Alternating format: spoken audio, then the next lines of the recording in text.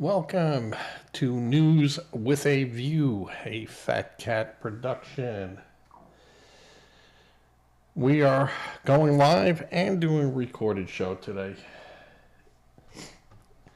Today is June 5th, and this is episode 76. So, some things going on in the news, of course, as always, is the case with our president. Let's see. We're sending stuff out via the stream, hoping it's working. But I'm also recording today's show. Yesterday I did not record it. Though it's up on YouTube, and it can be found on youtube.com/the @John Fat Cat. So today we have Supreme Court makes it easier to claim reverse discrimination in employment. And this arises out of a case in Ohio. And she said, this came from a woman who filed a case in, of course, Ohio, where she said she didn't get the job and was demoted because she was straight. Now, I don't know all the ins and outs of this case, but this case has been floating around a while. And this now is going to affect 20 lawsuits in 20, well, this is going to affect lawsuits in 20 states, I should say that. And, of course, the District of Columbia, where until now courts had set a higher bar when members of majority groups or minority groups, white or heterosexuals, sue for discrimination under the federal law. So this is a biggie where HRs and businesses are going to really have to mind their P's and Q's, not LGBTQ, but mind their P's and Q's when dealing with employees and hiring. And this filters down in a lot of different situations. It's a win for what I would say not minorities, because whites do make up the majority. But what this does now is it does set the bar to say to employers, well, you know, I'm going to take Karen Jean over here because she's straight, because she's gay, and we got to have so many gays and so many of this and so many of that that there's only so much room for white people.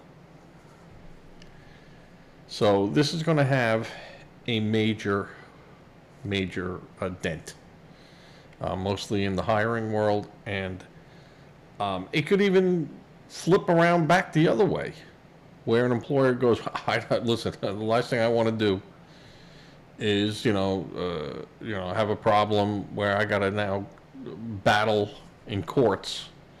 Thank you, I'm just going to hire the white person and stay safe, or the white woman and stay safe.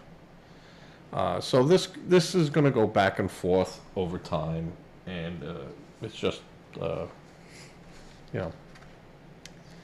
more news, more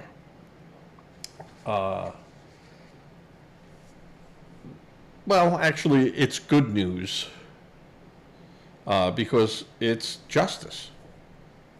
And who doesn't want justice? Now I'm going to try to go to my other camera, my favorite camera. There we go.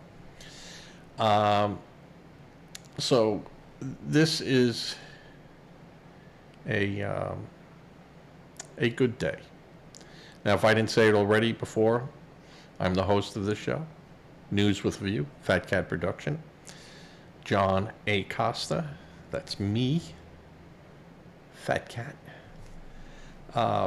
And again, this show deals with taking things out of the news and seeing how it was spun in the news. Now, in this case, this came, I think, from Reuters, and they said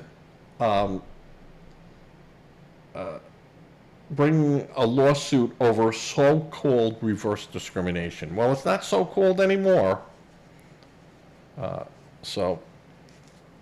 And reverse discrimination, you know, they go so-called, but it really should just say discrimination, not reverse discrimination, because there's no such thing as reverse discrimination.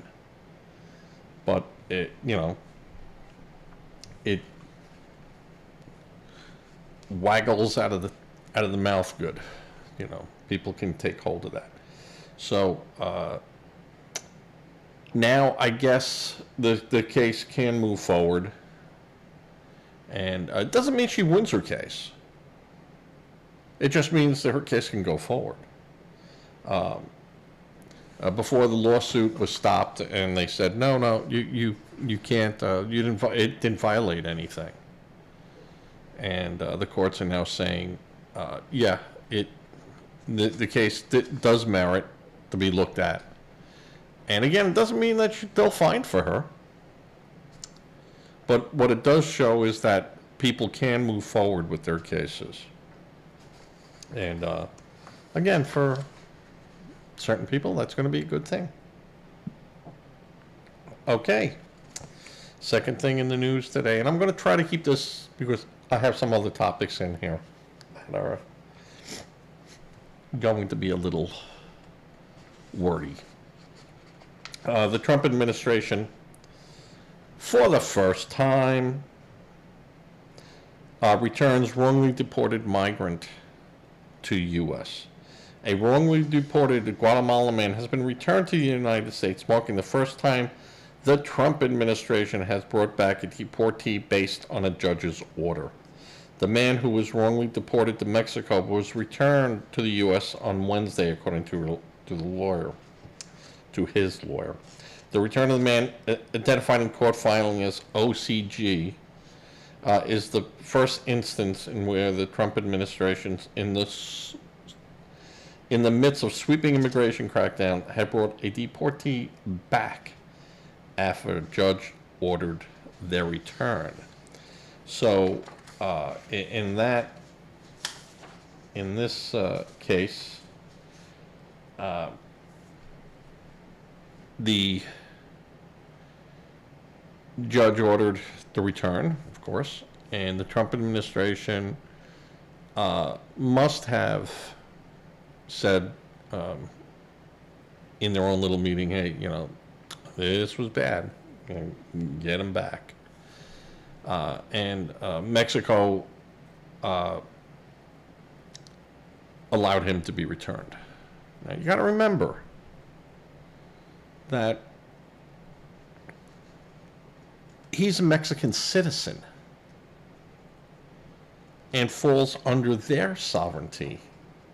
Might not be under their jurisdiction when he's in the United States, to a certain extent, but he's a citizen of Mexico.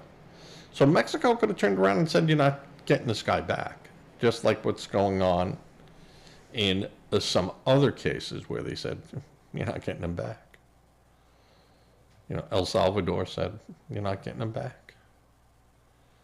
You know, you'll get him back as soon as he finishes his sentence here.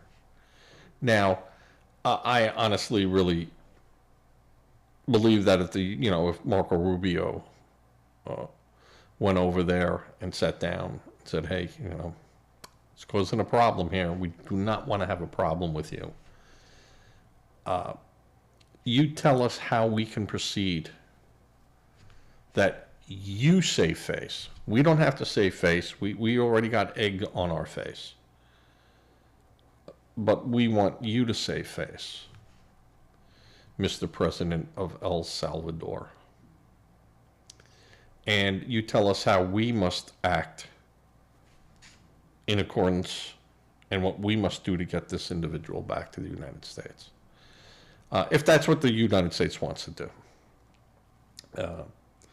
I don't think the United States is looking to do that. And when I say the United States, I'm talking about the current administration, not the courts. And I think the courts can order the president or the administration, not the president, but the administration, to return him or to facilitate. But if they don't want to return him, now that could set the precedent up for the courts to say, well, see, this is what happens. This is why they got to have due process here. So that doesn't happen again. Because, see, once we send them over there, we can't get them back. If we looked and go, ooh, we agree, we all made a mistake here. But if they're not going to return them, where do we go? Do we say, oops, sorry? And I feel that anyone that comes into this country illegally gives up their right of our legality. They got to go back across. If they want to then petition to come in here, they can petition to come in here. Now, we have rules to say that they can't come back for 10 years. We won't even look at their, we won't even go further than up, he's on our list, boom, denied. But I don't think that they should be under every law we have. I just think that's foolish of us and not a very good or sound policy. So, in that sense, I don't think they should be doing it. I'm looking over there because my monitor that you can't see, well, maybe you could see right in the little corner there, is my live stream. And I'm recording, and apparently I'm doing everything right today. Oh, we'll see. So this return of this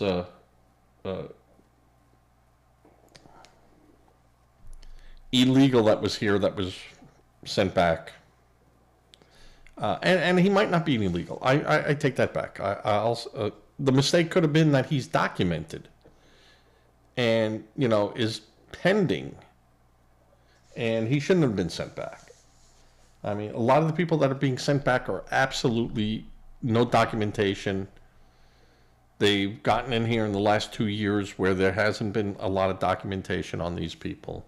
They can't even claim I had, a temporary protection status. I was a parolee. There's nothing because there's no paperwork on the individual. Adios, muchachos. And again, with all that stuff, the ones I really feel for are the Cubans and even the Nicaraguans who, were fleeing a country whose government, and Venezuela too, government was actively against the United States. They're enemies and they were leaving. And there should have been some type of something, but not the illegal crossing. You can't come here on the hopes that we're going to take you. And it's like knocking at the door and just barging your way in. And you didn't even knock. All of a sudden you just appeared on my couch. And because my window's open, that doesn't mean you can come in and sit on my couch. And then once you sit on my couch, you go, well, can't do anything. I'm family now. I'm sitting on your couch. That doesn't give you the right to do that. And we have to have some common sense. Absolute, we need common sense. And you could feel that, well, we should take in everyone. And, all right, then set up a system for that. Make a law. Change the law. And then I'd be all for it. I go, well, that's what people voted for. That's what Congress voted on. And it was approved, and it went, and it got signed, and now that's the law of the land. And again, like I said, I'm a constitutionalist. I'm a person who stands behind that. And you have the law. And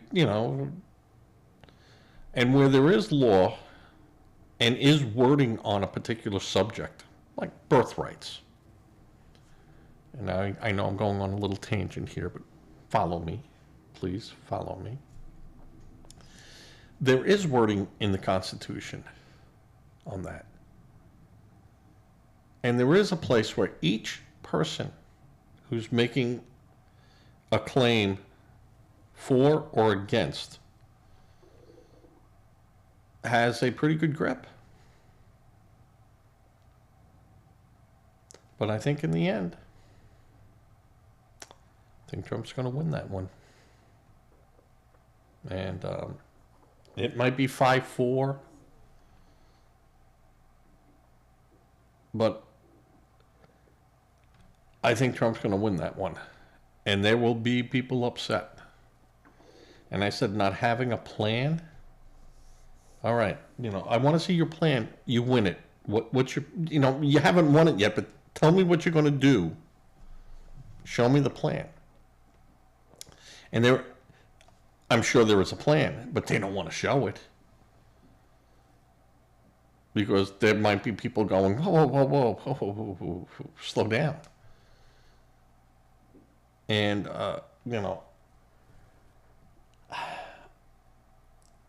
I don't think the birthright was what the opposition is saying. And when I say the opposition, I'm going to say the Democrats are saying. I think the birthrights were all about slavery and the descendants of slaves. I think that if you read any of the books like I read over here, constitutions and their meaning and how the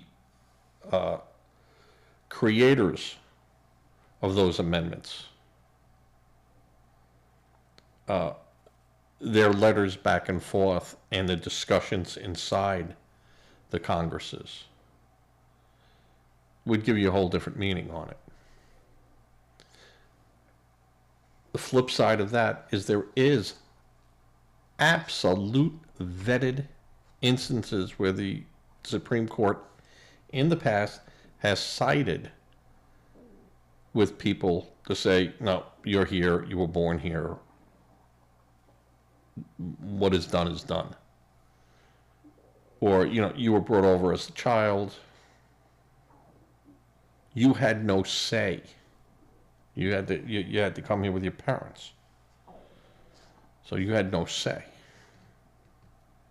That's where I have a problem with a lot of this. Is where do you go with it, and how far back do you go? There were, I'm just going to say it as plain as I can say. You had a lot of Italians that came over here, and they were called WAPs. And that just meant without papers. You just showed up, and, all right, sign here and go through. They never became citizens. They didn't do anything. And there was a time frame. There's a time frame if you look when you come over here for the purposes of immigration. You must become a citizen. Or if not, you must report every year. And if you don't, that's it. So what do you do with those people? You tell someone whose great-grandfather came over here like that. He wasn't a citizen, so your mother, your grandmother wasn't. You know, well, maybe the mother was, but if the father wasn't, or the mother wasn't and the father was, I mean, where do you go with all this? And again, are we going to have a system where you must bring in your papers and it's like an ethnic, you know, you on one side, you on the other side, and where people can make the comparison to that, to, and you go back through history, they've done it. Ask the Armenians and the Jews.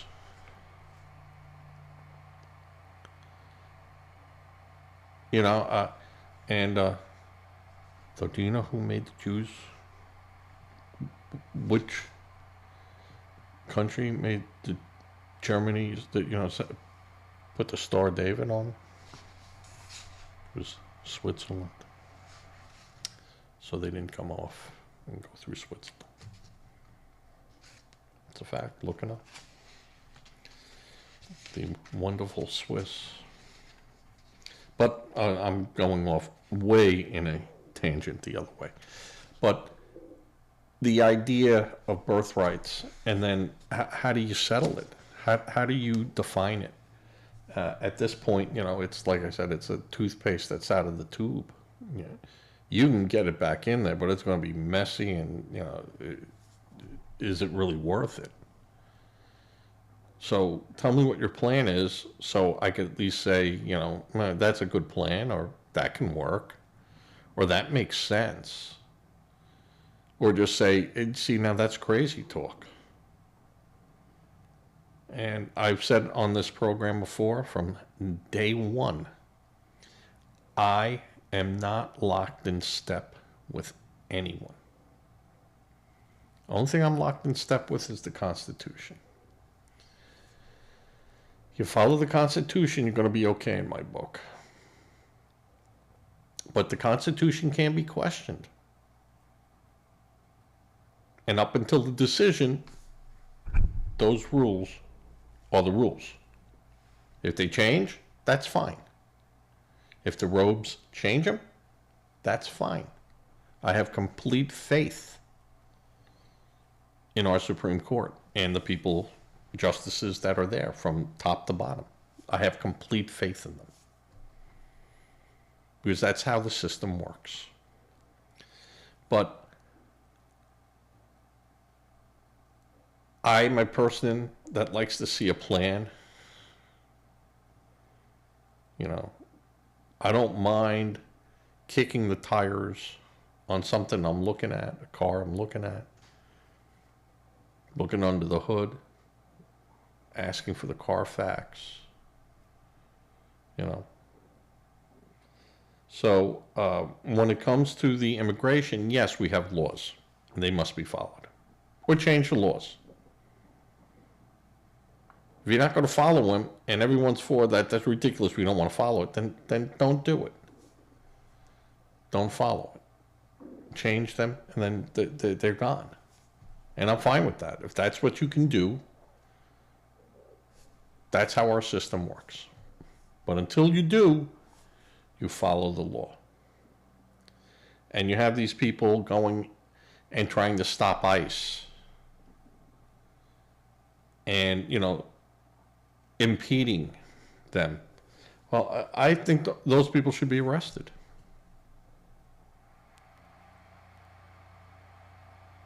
You want to fight this? You start voting in people that fit your agenda. Legislators. And in this case, they must be federal. And you change the system. But in the meantime, you play by those rules. And if you try to stop or intimidate or impede, a duly authorized detention or apprehension, you're going to find yourself in trouble. And you should. You should. You want to protest in front of the, in Washington and stuff, and peacefully protest? I'm all for that. You should be able to protest.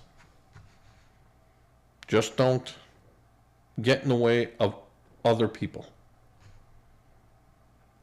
You could stay out there 24 hours a day and chant in front of the White House. Chant in front of wherever you're legally allowed to be at a certain time and place. Absolutely. Absolutely. That's your right. But to stop the enforcement of our laws, nope. Nope. Won't stand for that. Won't stand for that. Okay. Now here's a situation where I had said before that I did not agree with what the president had done. In his inception of doing it, he had the right to do it, but you had to follow A and then B and then C and then D. You couldn't jump to D and then go back to B or anything like this. So what am I talking about? Trump now has formally asked Congress to claw back approved spending targeted by Doge.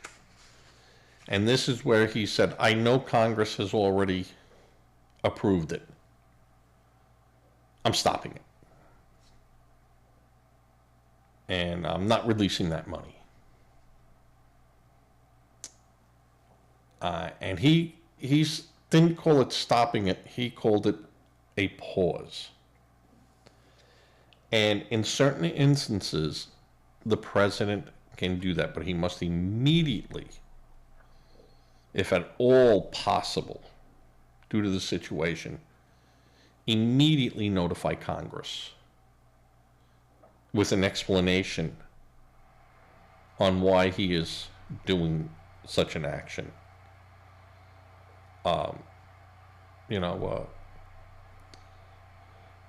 1979, we were giving money and we were helping Iran. We were doing business, we were doing transactions, we were selling things. And the government fell, and the government then became hostile to the United States, and immediately the president steps in and goes, boop, don't write that check. No transfers to that bank, no boom, boom, it ends, stop. And he could do that in an emergency basis and then go to Congress and go, this is why I did it, and Congress can then just go, we agree, boom, boom, and they endorse it. In this case, the president didn't do that. He just stopped it and said, you're not writing checks. And I'm ordering the departments to stop. And that triggered other problems. You're not going to do what I tell you to do, you're fired. Because you work for me under the executive branch. And then those people say, you can't fire me. You can't do it. It says right over here, you can't do it. And he goes, yeah, I can do it. And there's 4 reasons why. You broke one of them. So you're gone. You're ineffective. Out. Now that is standing up. But what the president should have done is his first day in office notified the new Congress and said, this is what I'm doing. I'm going to you and I'm stopping it and I want your approval. And there is a small little gap time that you could do, but not really. It's very complicated. It's pretty specific on, when you can step in. And I don't think he did it the right way. And it's not what I would have done. I would have gone to Congress with the information I had, given it to Congress during a speech. I would have asked to speak to Congress. Obama did it, went to and spoke to Congress in the chamber. Very powerful. And he did it twice in his presidency. And like I said, I didn't have to agree with everything Obama did, but I also did not disagree with everything Obama did, or what Clinton did, or what Bush did, or what Trump did, or even what Biden did. Didn't disagree with everything, because I'm not locked in step. But in this case, he should have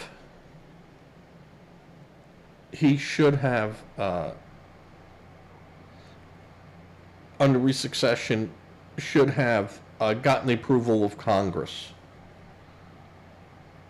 And he might have been able to do that. He might have been able to do that in the euphoria of January 20th,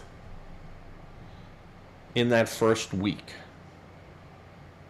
He might have been able to do that. Gotten enough votes. But he didn't want to risk it because he did not want to have a failure of that magnitude in his first week or first month. And so he took a gamble. Now, he kind of won it in a sense, but I wouldn't have done it that way. That's me. I wouldn't have done it that way. So now he has gone to them, and he requests if it passes the House and the Senate, would formally enshrine many of these spending cuts and freezes sought by Doge, and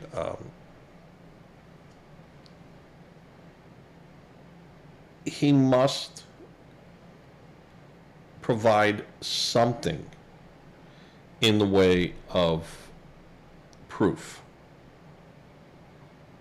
to explain why he's doing this. And I think he has enough that he can do it. And I think that Congress they'll get enough votes in there to do it. But I would not have done it the way he did it. Absolutely not. Wouldn't have done it. Now, of course, the news media is now jumping all over this. Well, certain news medias, liberals, where they're saying that this comes at a time when Musk is extremely unhappy with the tax cuts and spending plan making its way through Congress right now. And they're going, well, Trump and Musk are fighting. They're at odds. No, they're not. You know what their odds are? Musk is saying you should have cut more. And the spending needs to stop even more. And cutting 50% isn't enough. You should cut 75% or 80% or 90%. And Trump is saying, well, I'm happy with what we got over here. And I could live with this, and we can go in the next budget, we'll see where it all goes. And Musk is saying, no, you know what needs to be done. So there's a difference of opinion on how these cuts should happen. But understand, they're both on the same page of cutting. And that's not being on the outs, it's just who wants to dig deeper? who wants to hit the bone? And Trump is saying, I hit the bone. And Musk is saying, yeah, you hit the bone, keep going, take the whole fucking thing off. Just cut it. Stop taking a little, shaving off a little at a time. Lob it all off. And that's where the difference is. But Musk isn't the president. He doesn't make that call. Musk doesn't have to worry about Vance getting in or Congress winning in 2026, more where we keep the houses. He doesn't have to worry too much about that because he can just, la, la, la, la, la, and walk back to whatever he was doing. So, temper. Trump knows what he's doing. And I think a lot of this,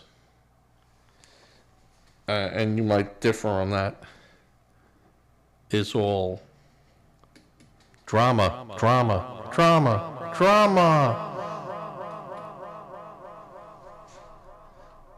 to distract from what's really going on. And anyone that doesn't think that kind of forgot that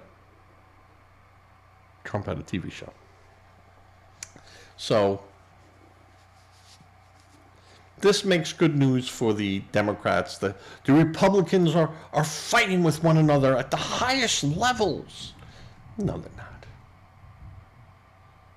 In your dreams. Those same dreams about you having the blue wall, that Harris was going to take Florida and Texas and Iowa and have 390 electoral votes by 11 p.m. Eastern Standard Time. I had that work out for you guys. Yeah, how'd that work out? So, but this is something where now Trump has formally gone on the 140th day or whatever it is, where I think he should have done that January 20th. That should have been one of the first things that he did. And he might have gotten it. Might have gotten it. But he couldn't do it without the proof. So he needed to stop it right then and there and create a crisis with it. To bring it to the attention to say, well, I'm going to look into it, and this is who the guy I'm going to have do it, and we're going to find out. And we did find out. And there is plenty of waste. Even Chucky Schumer said, we all know there's waste. What we don't know is how much, how long, who's it going to, how'd that happen. Now, how it happened is an open book. You can go to the books in Congress and see where every dollar has been appropriated, where it went, and who said how much, and whose hands went up to approve it. So that information is there. But believe me, both Republicans and Democrats, no one's getting on any soapbox and screaming except a few to say, hey, we know there was a lot of shenanigans, Huckabee and stuff, and a lot of other, well, not other ones, but you haven't heard crap from Lindsey Graham, right?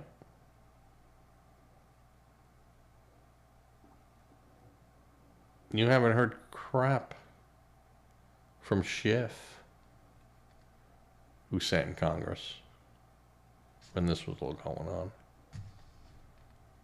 and Schumer, and Pelosi, and Waters, and Green, and Warren, and Sanders. Now, AOC has squawked about things, and Sanders, to a point, has squawked about things. But when it came to money for their causes. They were more than happy to help the other guy. And that's how all these things happened. That's how all these things happen. So, all right. In another Supreme Court case, and I like Supreme Court case, mostly them all coming out now because it's the end of the season. Supreme Court sides with the Catholic Charities in religious rights case over unemployment tax. And this came from the great state of Wisconsin, who, I mean, Wisconsin is as socialist as you can get, as socialist. And this was a unanimous ruling that this came over that the charities run by the Catholic Church, who employ people,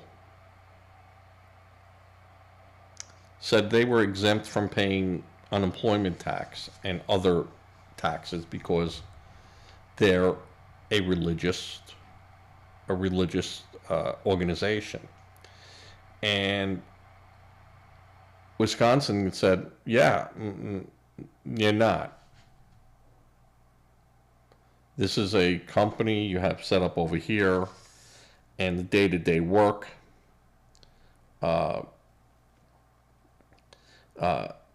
doesn't involve religious teaching.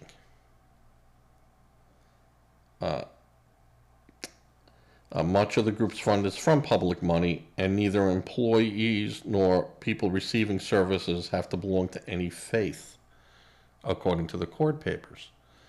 And these organizations, the Catholic organization, said, yeah, we don't force you to take literature on our faith. We don't force you to attend meetings. We provide a service to anyone who walks in through that door. Anyone. And Wisconsin said, well, then that doesn't make you a religion. And they turned around and said, well, if we did that, then we could be cited for discrimination. You know, and this went all the way up to the Supreme Court, and the Supreme Court unanimously agreed with the Catholic Charities.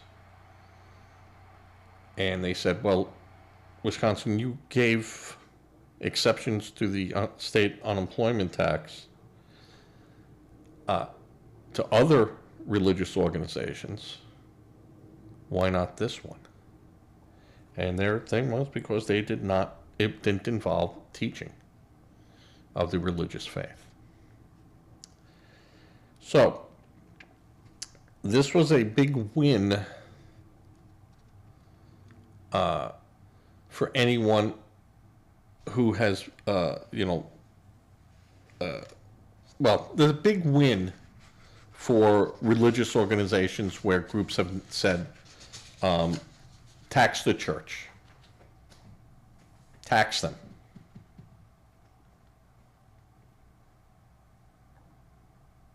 Tax the Catholic Church because they're anti-abortionists.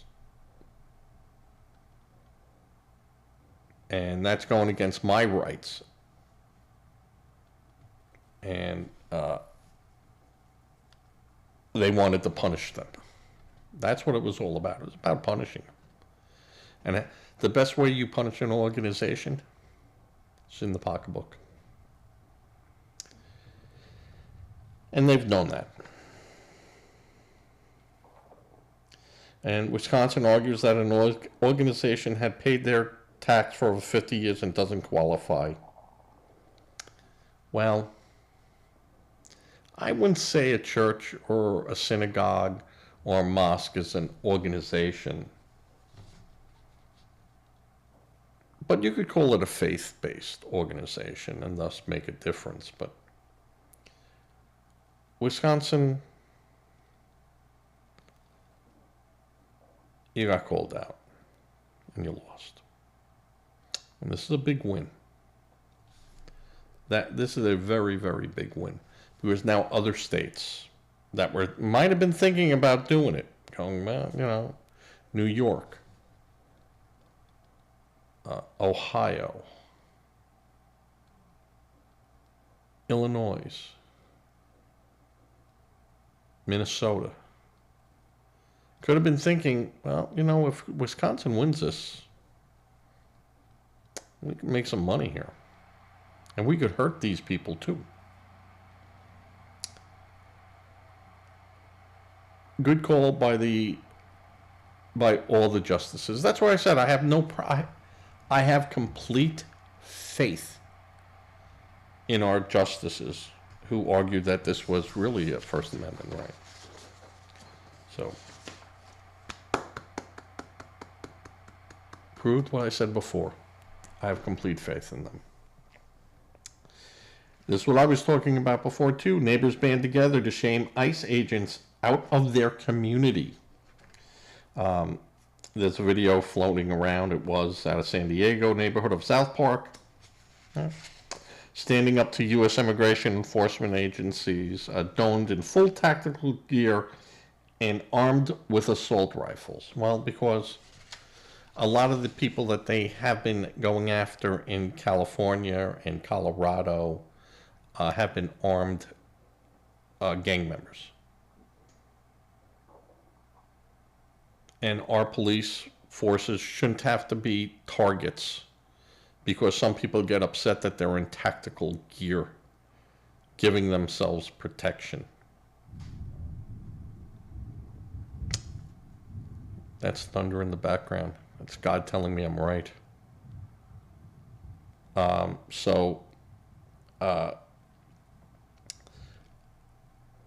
The agents eventually had to use flashbang grenades. They said to get away. We made them retreat.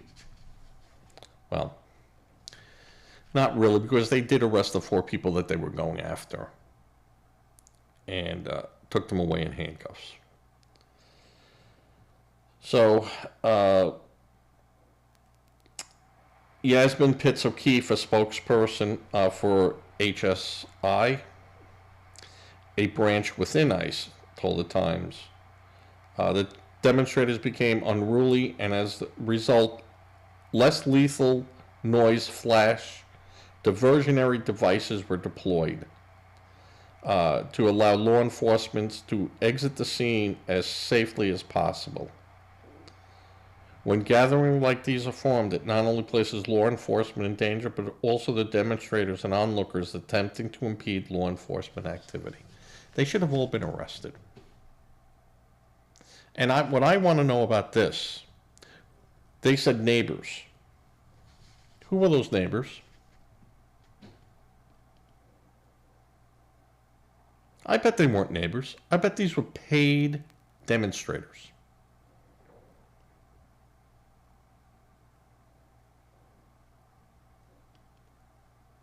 No one comes out when the police are going to someone's house and starts running and screaming. They demand to know what's going on. No sane person does that. They're like, oh my God, what's going on over there? Oh, the police there. You stand on your front lawn, you stand on the curb. And the police might say, hey, go back into your homes. This is an ongoing situation. Or there's nothing to see here. And you being out here, it's a distraction.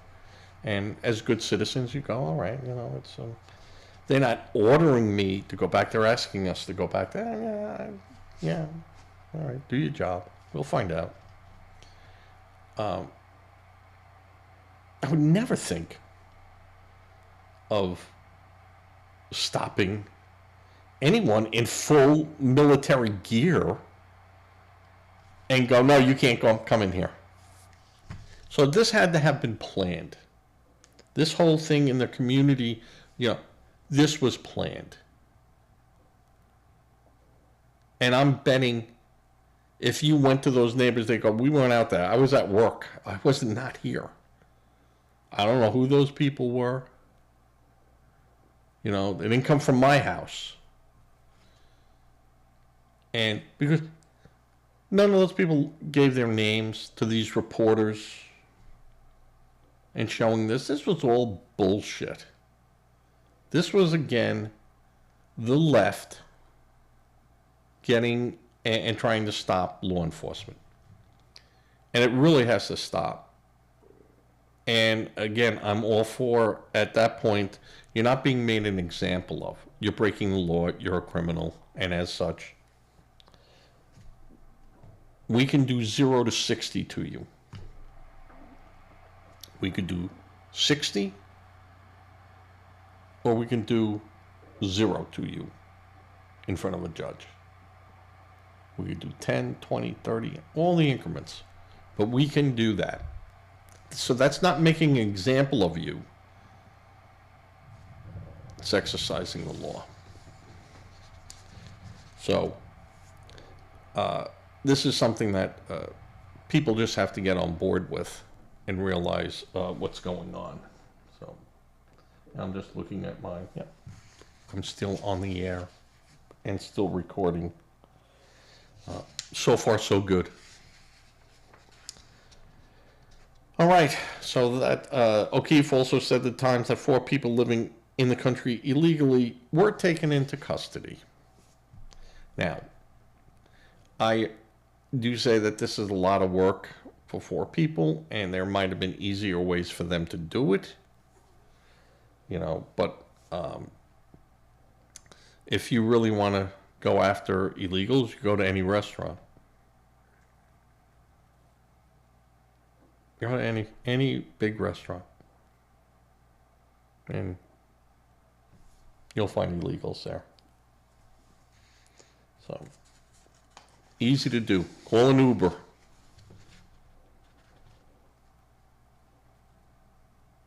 They come to you. Put the cuffs on them. Yeah. I need an Uber from this location, and then give them we're going to go to, this address and have it be like an ICE detention center. Yeah, so they drive themselves there with you in the back, and they go, oh, by the way, driver, get out of the car. Yeah. But this is the problem, again, by not having, and we didn't want to do it, and people said for years, no national ID, no ID. And we're showing now what happens when you do not protect your borders. And you don't know who's friend or who's foe here. And Trump is absolutely correct when he said it's an invasion. Because we don't know. We don't know who's here. Colorado. That gentleman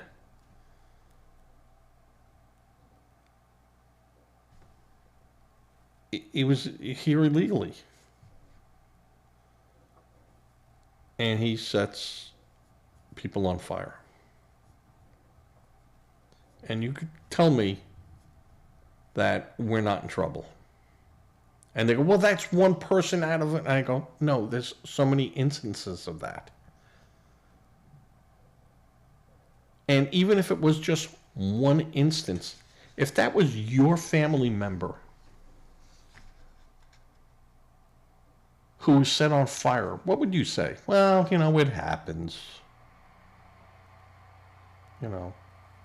I should expect when I'm going to the mall to be doused with gasoline and set on fire.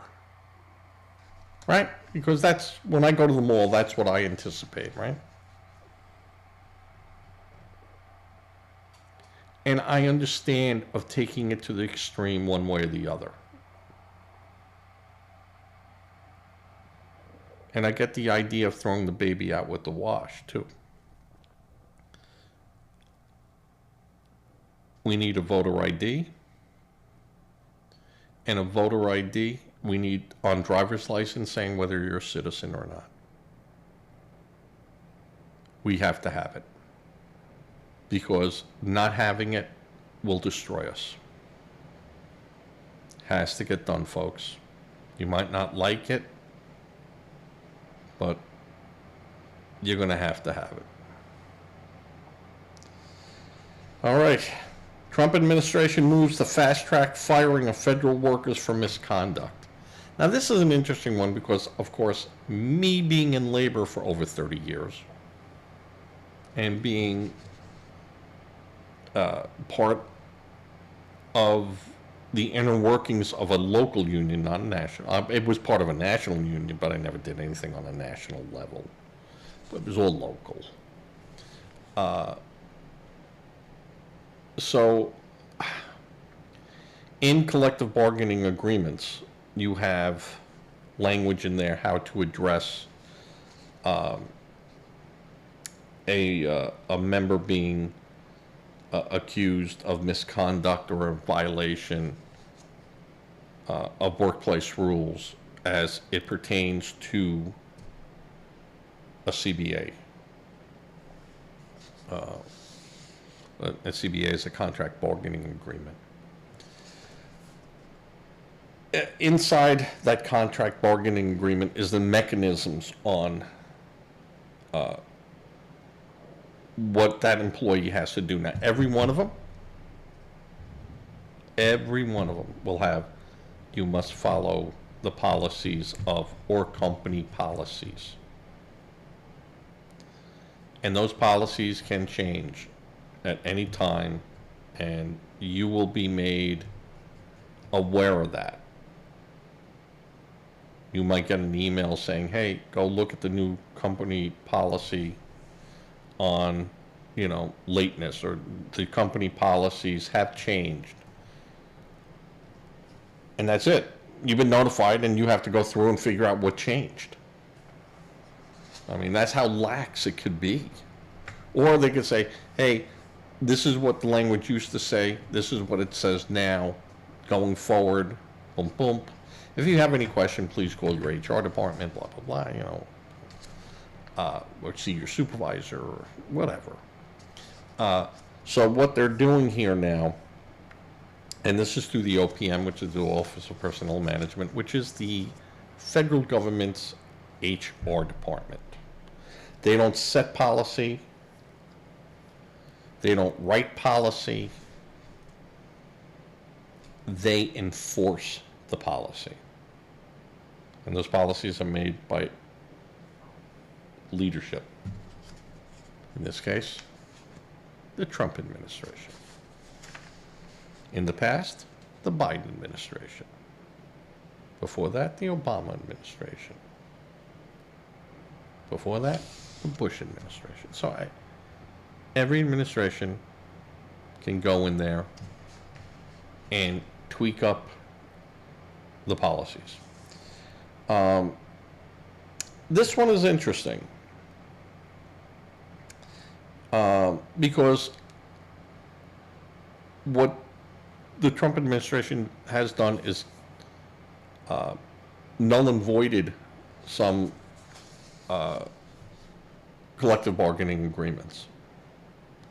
And usually when that happens, and it does happen, everyone reverts then to the pure language of either that company or that state policies or whatever. And you must adhere to it. So it isn't anything where it's like draconian.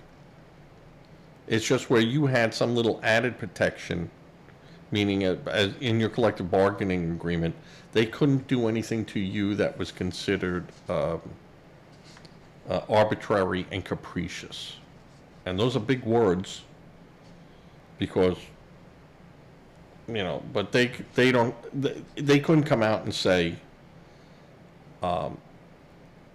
like some states have, but this is federal, but I'm talking, you could be fired for cause. And the cause could be, I don't want you here. The cause can be a lot of things. I don't have to give you a reason. I could just say, your services are no longer required. But what did I do? We just don't need you anymore. And you have very limited recourse with that. You know, if you said, hey, you know, I heard him call you a fat ass, and, you know, I heard that guy, the boss, and, you know, they all got together and said, we don't want that fat ass around here anymore. He's a fat, lazy guy. He's lazy. He's fat. That's not the image we want here. Let him go. Now, that could be discrimination, and you have recourse. But you'd have to prove that that happened. Yeah, fat chance. Get it? But that's not, you know, that's just an example. And here, the U.S. Office of Personnel Management published a proposed rule that would allow the office, which acts as the federal government's human resource department, to direct other agencies to fire employees for conduct such as tax evasion, leaking sensitive information, and refusing to testify in other workers' disciplinary cases. That's an interesting clause, because in a lot of union bylaws, you can't take an action that harms another brother or sister. So I sat on a case where a member told the company, yeah, that guy, I saw him standing out in the hallway when this happened, and he should have been over there, but he was over there. And that's what happened. He wasn't doing his job. And the company fired the other guy. And we got all the way up to the point of taking it to arbitration, and I had shown to the other side that this guy's observation timeline didn't fit. And, you know, when he said he was out there at 8 o'clock, and no, I was able to time everything out through security cameras and some other techniques, and said he couldn't have seen what he said he saw at that time because there was no one out there at those times. And the company said, but he wasn't where he was supposed to be. And I said, well, that's hard to say because he couldn't be in two spots at the same time. Where, you know. And we didn't take it to arbitration. And I always felt that that was, I might have rubbed the company's nose in it a little bit too hard. And they turned around, and we turned around to the member that ratted. And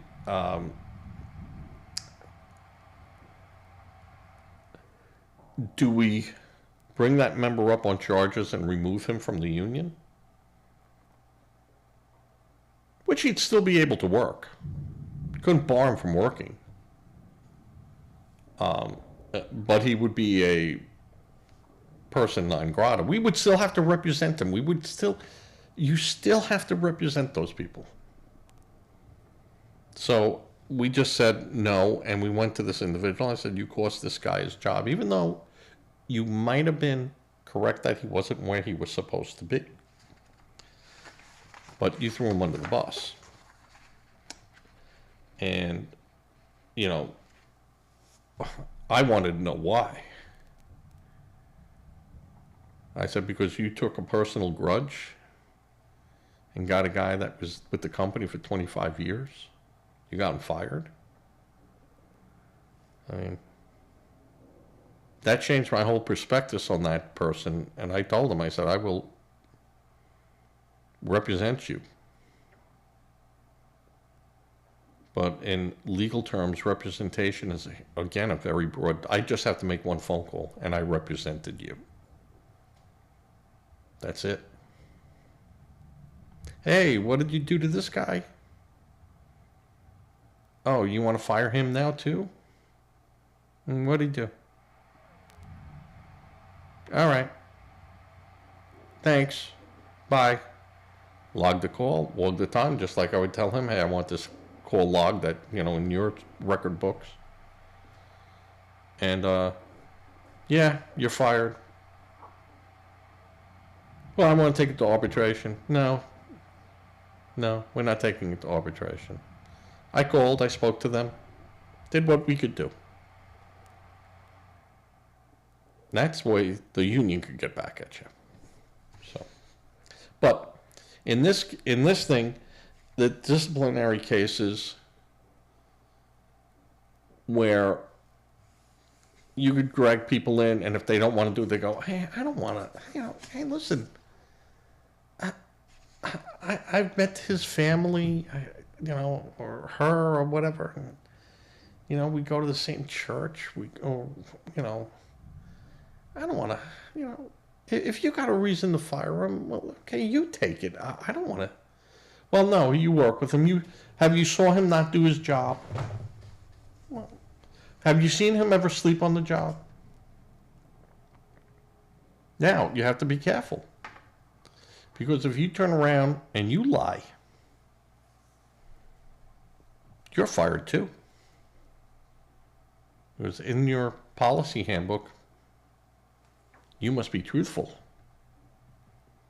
The company will not stand for any dishonesty. And the government is a company, and they have rules. And if you ever read a federal handbook, you'd be holy. I got to check, make sure my zipper clasp is in the right direction. If I miss a belt loop, well, I could be in trouble. So work rules are very important. And it is very hard for you to prove, well, that guy. And they go, well, we're not talking about that guy. We're talking about you right now. Don't point to that guy. We're talking to you. And they will just chew you to pieces. Chew you to pieces.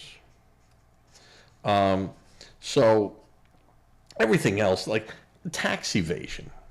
Now, you're a federal employee. You should be paying your taxes. And now, is that being accused of tax evasion?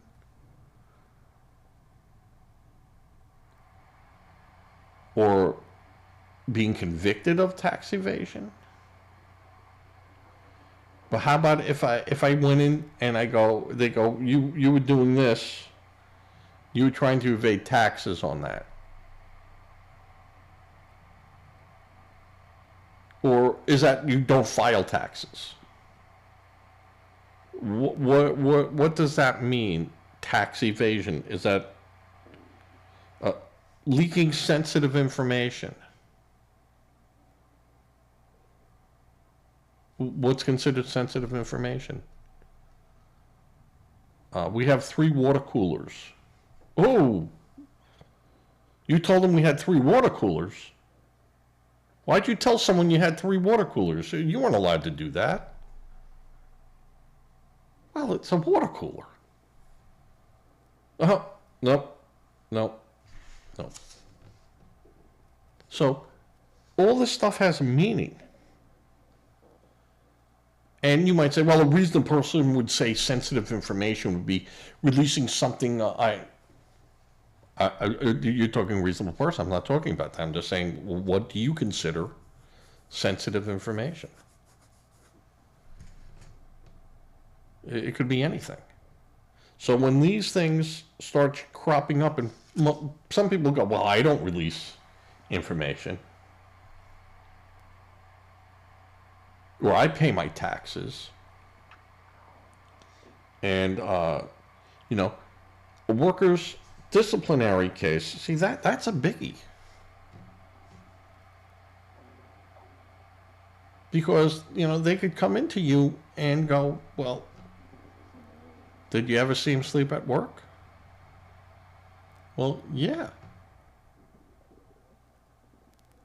And a good representative for the union would be, in what instances did you see him sleeping at work? Well, it was during his break or during lunch. He'd kick back and close his eyes. All right. Is that allowed at work? I don't know. No one ever stopped anyone from doing it. And then you could just say, well, was something that was being done on the job. It's past practice. But if they said, well, was it lunchtime when you saw him? And you could just turn around and go,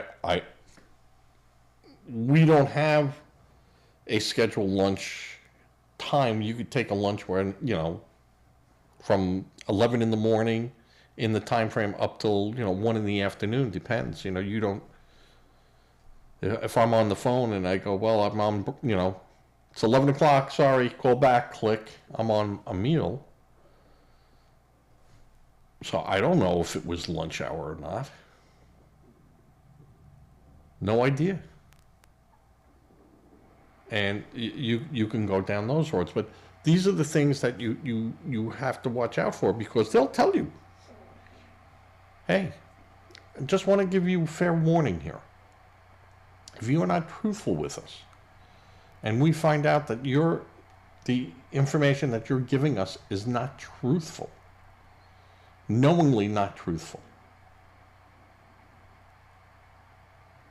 and if we ask you a question and you go, I don't know. You're asking, I don't know.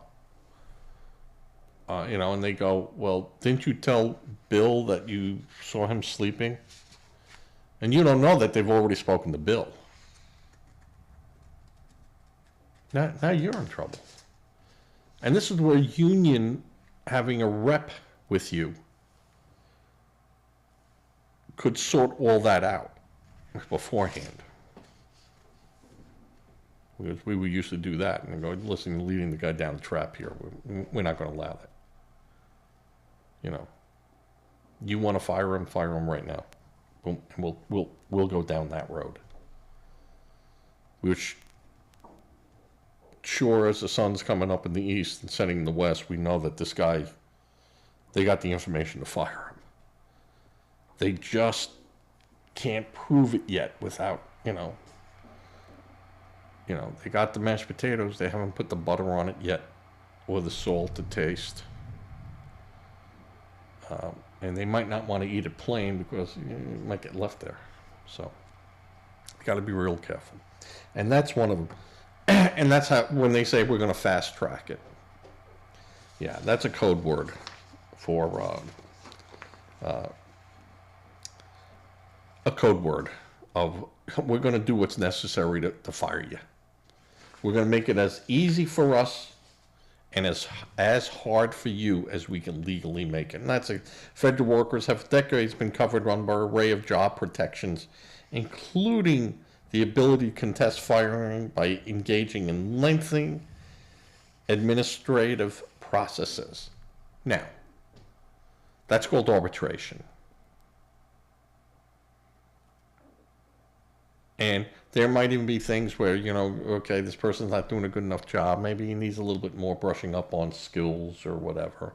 You transfer them from one job to another job, and you might not give them enough time to adapt to it. He was great at the other job that you took away, and a computer now does that, but now you're having them do something over here, and he's 48 years old. He's got to refigure all this stuff out. So you had the ability to do that.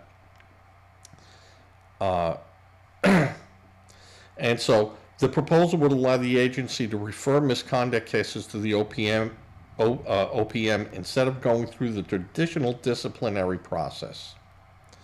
If the OPM determines that the removal of an employee is required, the agency would have 5 days to terminate them.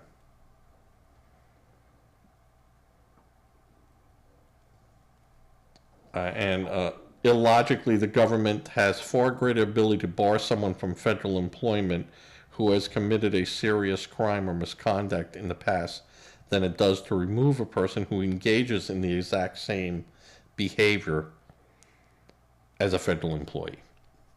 So, what they're saying, the OPM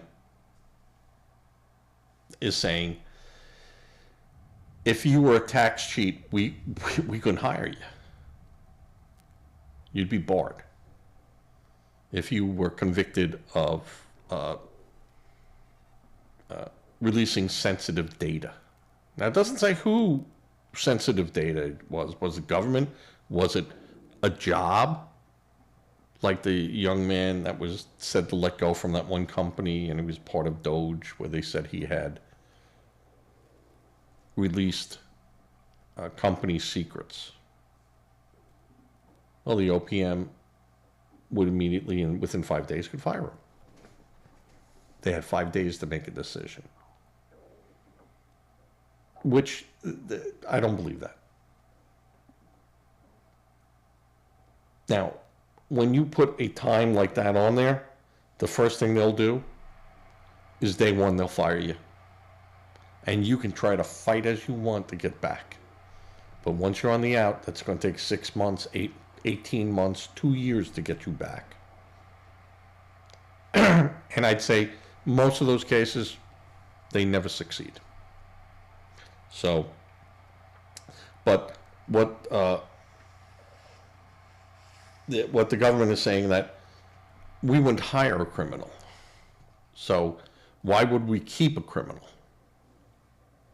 Well, they make a point, but it's the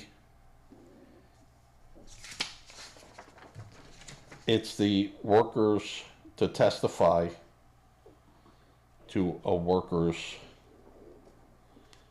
disciplinary case.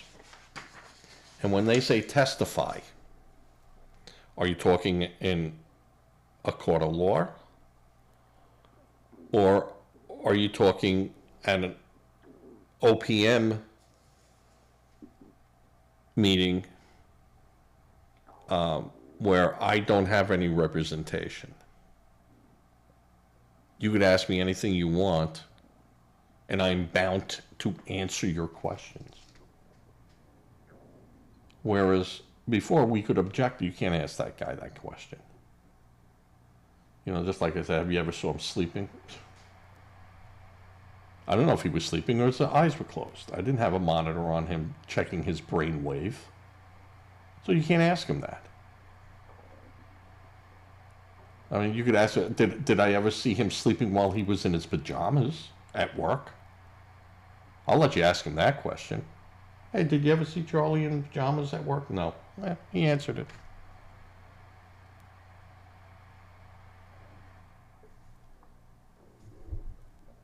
But if you don't have representation there to stop that, well, I saw him with his eyes closed. Oh, so he was sleeping. Well, you just said his eyes were closed.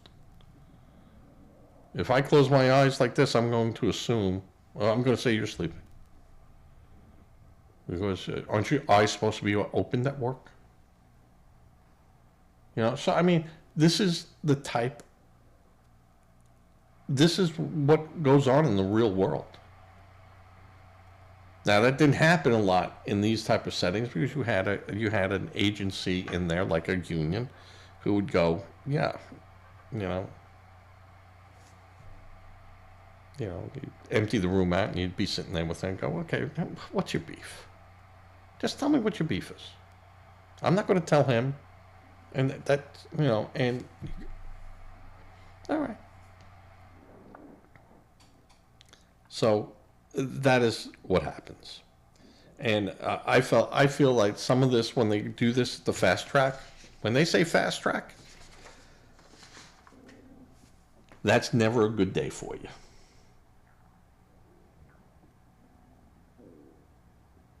You know, when we would have someone at work who'd get in trouble and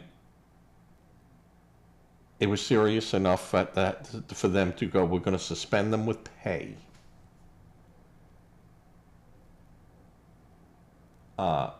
And tomorrow we're going to have a meeting. You know that's pretty serious. Because they don't want to pay him anything more than they have to do for that one day. Or if they just say, hey, we fired him, he's gone. We know that under the collective bargaining agreement, we have to have a little talk with you. This is the little talk we had with you. Yeah. That's it. I've had that happen too. And, you know, you go in, you talk to people, you find out through back doors what's going on. And then you try, hey, you know, we'll have an arbitration hearing before we go to arbitration. And everyone's holding their cards very close. But we all know we're holding cards. And we go from there. And we have been successful in saying, you know, hey, we know that this person, you know, you said he was drinking on the job. And, you know, we said, you know, and I said, I'm the first person who said, I don't want someone drunk on the job because he could hurt my members. He's a member, but he could hurt a bunch of my members. Something happens, you know, he could put my members in jeopardy needlessly.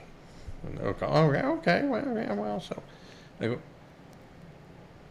did you know that he had a drinking problem? Well, you know, hey, this isn't the first time we had a little talk with him. Oh, we had a talk with him. Where were we? Well, we didn't think that we needed to have you there. No, you didn't you? Did you offer him counseling? No, but he knows it's a... Did you offer him counseling? No. Well, that makes it interesting. And, you know, we look at him and go, listen, you need to talk to you need to go to HR immediately with this stuff and talk to them too. And usually we had an HR person there and they would immediately go, well, we didn't know that he had talked to him. Okay, listen, this is friendly right now. And, you know, I'm not going to run and jam this up you. But you might want to talk to him. And then how about get back to us on Tuesday? I'm not asking, this is Wednesday. I'm giving you till Tuesday. And get back to us.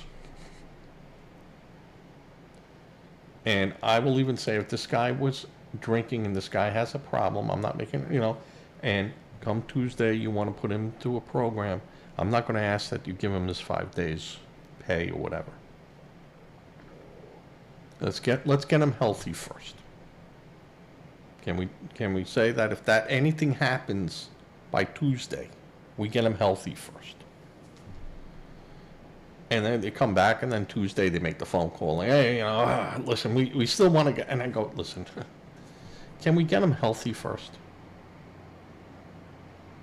And then 9 times out of 10, they give him his job back. But we tell that person, you will, for the next 2 years, be at their beck and call for any type of testing be it a blood test, be it a pee test, be it a breathalyzer. Now, we will make sure that it's just not one source, that it has to go out to at least 2 people and they got to concur, and then you're fired. If you come back, you're over the limit, and or if they find illegal drugs in you, you're gone. We can only protect you so far. And we do that, and then, the company for a while, and they'll stick to it. Believe me, they'll take that person out for drug testing and alcohol testing. And sometimes, after like 2 years, we go, you just can't single this guy out. The guy has shown 2 years, but you can't ask him, is everything all right? Is he having any problems? Does he feel he needs to go for a refresher with it, or he needs more, or she needs more? So most of the time the company, and that's a success. We call that a success. It was a success for the member, it was a success for the company, it was a success for the union. Because they originally just had him out the door, or her out the door. And we were able to not only get them their jobs back, but to make them healthy. And the union would say, if the company didn't want to do it, the union has a program. But if we show that the person is in there and you didn't offer it, we're going to win it at an arbitration. So let's think about this. Let's think about this. And I remember in one case, we got the company was so adamant to get rid of him over it. And this guy was like 63 years old. And we said, you know what? If I can get him to take 18 months worth of pay and retirement medical, which he was eligible for anyway at 62, I told the company, it doesn't cost you anything. He's got to enroll in the program. And he gets his pension as if he's 62, whatever his age is. You could take it at 59 and a half if you wanted to. But if I can get him 18 months to get him to where he'd be 65 years old, that he doesn't have to file for his Social Security till he's 65. Because we can go back and forth. He's going to get this job back and you're going to pay him. And it might take us 18 months, but you're going to pay him. Just get him done. We'll have him sign an NDA. Clears you, clears us. And he's out of here. Your hands are washed, cleaned. And we'll send him for help. You don't have to do it at that point. This is just a simple, we're giving him a buyout, not saying why. And the company come back and they go, hey, if you can get him to do that, we'll do that. And they go, you have till tomorrow, 11 o'clock to tell us. And after that, we're firing him. We look and go, you know what? I can't tell you that he'll agree to it. But I will certainly paint him a picture that even a blind person could feel and see what that picture is. And then after that, you do what you need to do, we'll do what we need to do. And most of the time, I got them to accept it, and they were happy, and everyone was happy. But that's why when I see fast-tracking stuff, that's never a good thing. All right, everyone, thank you. And as always, say a prayer. Give to a charity if you can give. Charity does begin at home. Make sure that charity is a registered charity you give to. Go to that charity. Don't have that charity come to you. Don't be a victim helping a victim. And with that, Danielle, Paul, Chris, Rowan, I'm going to say goodnight. Cannoli. And like I said, Friday is Friday. Yes, Friday tomorrow will be the last show for about a week. I got a lot going on, and I will, unless something is breaking, I don't think I might not even be able to do that. But I will be back on the following Sunday. Hell or high water, I will be back. All right, everyone. You have a good one, as I'm attempting to fade to black.